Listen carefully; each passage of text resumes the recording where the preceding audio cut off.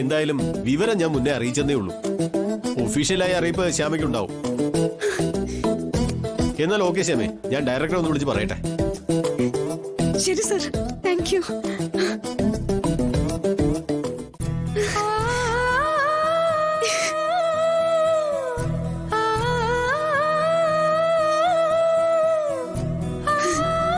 എന്റെ കണ്ണ, നീ എന്നെ വീണ്ടും അനുഗ്രഹിച്ചല്ലോ.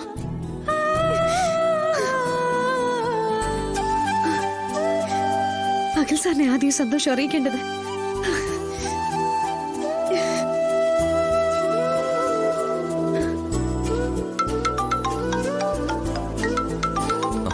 ശ്യാമയാണല്ലോ.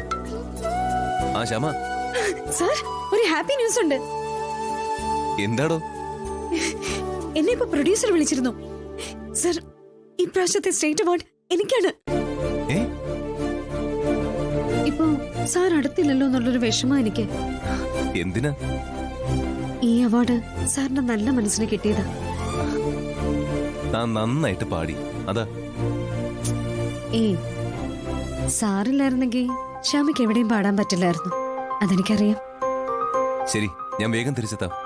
സന്തോഷമല്ല അപ്പൊ നേരി കാണുമ്പോ എന്താ? അത് മതി.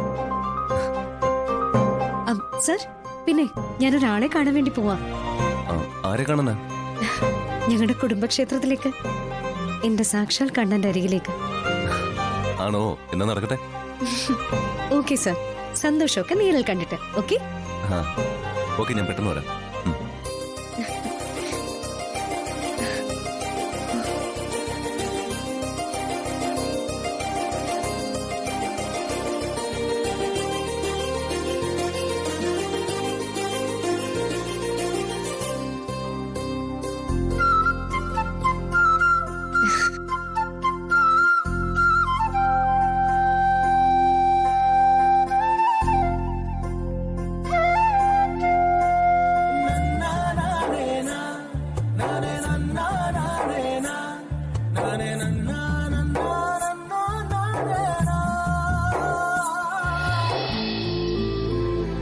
ശ്യാമിജി, മോളെ വാ.